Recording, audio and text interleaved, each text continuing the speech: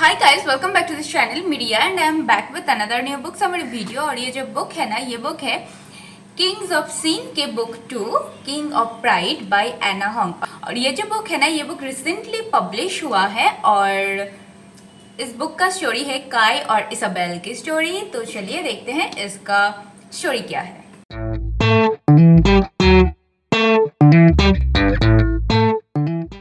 काय एक honest talented businessman है। वो बहुत ही गुड लुकिंग हैंडसम जेंटलमैन है और उसका ना एक बहुत अजीब सा हैबिट था। जब भी वो स्ट्रेस्ड होता था तभी वो किसी भी एक रैंडम बुक को लेके लैटिन में ट्रांसलेट करता था।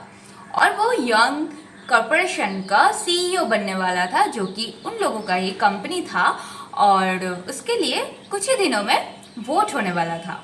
इसाबेल इस स्टोरी का हीरोइन है और वो काय से बिल्कुल ऑपोजिट है। काय सॉफ्ट स्पोकन सोफिस्टिकेटेड, लेकिन इसाबेल लाउड थी, जो दिल चाहे वही करती रहती थी। और वो एक बारटेंडर थी, मतलब कि वो पार्ट टाइम जॉब करती थी। वो एक फिलिपिनो गर्ल थी और वो न्यूयॉर्क में रहती थी। उसका ड्रीम था राइटर बनना और वो एरोटिक थ्रिलर के ऊपर एक बुक लिख रही थी।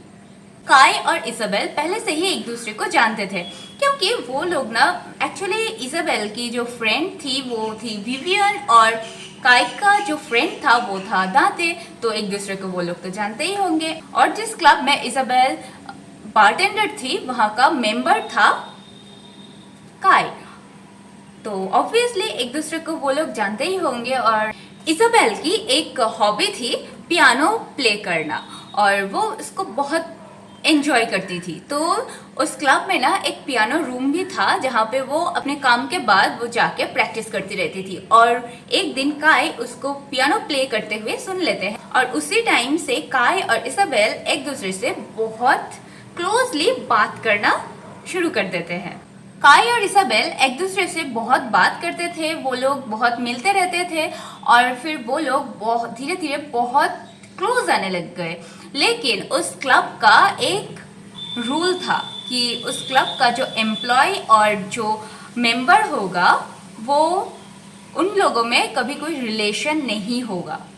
काय और इसाबेल एक दूसरे से मिलने लगे और तभी काय को पता लगता है कि इसाबेल एक बुक लिख रही है और वो भी थ्रिलर। तो काय उसको उस क्लब का एक सीक्रेट लाइब्रेरी था जो किसी को भी नहीं पता था, वो उसको दिखाता है। और काय उसको ये भी बोलता है अगर वो चाहे वहाँ पे वो जाके काम कर सकती है।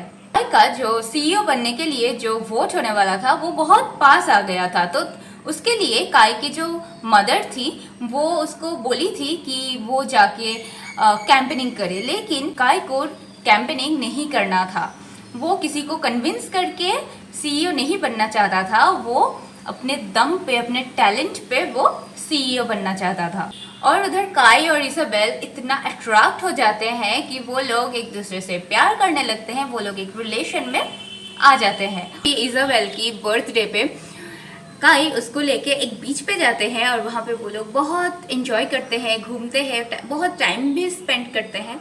और उसके कुछ दिन बाद उन लोगों की वही पिक्चर्स मीडिया में आ जाते हैं और काय और इसाबेल के रिलेशन के बारे में सबको पता लग जाते हैं और इसाबेल को उस क्लब से निकाल दिया जाता है।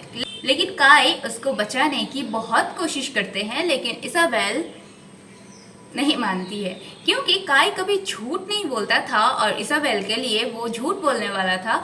और ये ही इसाबेल ये नहीं चाहती थी कि उसके लिए काय झूठ बोले, तो वो जॉब से निकल जाती है। जब ये सब बात काय के मदर को पता लगते हैं तब वो काय के ऊपर बहुत गुस्सा करती हैं, उसको इसाबेल से मिलने के लिए मना कर देती हैं। लेकिन काय नहीं मानता है। काय बोलता है कि वो उसको नहीं छोड़ेगा। और सीईओ वोट होता है और इस वोट पे काय हार जाता है और उस हार का जिम्मेदार इसाबेल अपने आप को मानती थी। और फिर वो काय को उससे मिलने के लिए मना कर देती हैं और काय को ये पता लगता है कि जो सीईओ की वोट जीता है वो बोर्ड मेंबर्स को मैनिपुलेट करके, उन लोगों को ब्लैकमेल करके वो जीता है। और फिर काई उसको एक्सपोज करता है सबके सामने और फिर से वोट होता है और इस बार काई जीत जाते हैं और फिर काई सीईओ बन जाता है और इसाबेल भी अपनी बुक को कंप्लीट करके पब्लिश कर देती है और फिर वो लोग एक दूसरे से बात करते हैं, सब कुछ सॉर्ट करते हैं और फिर से एक साथ हो जाते हैं और ये जो स्टोरी है यहीं पे ख़त्म हो जाती है। यही था आज का book summary king of pride. और अगर आपको ये वीडियो अच्छा लगे तो प्लीज़ लाइक कर देना और चैनल पे नए हो तो प्लीज़ सब्सक्राइब जरूर कर देना इस तरह के और भी नए नए बुक समरीज के लिए। और मिलते हैं नए किसी बुक के साथ नए किसी वीडियो में, तब तक के लिए take care, tata, thank you.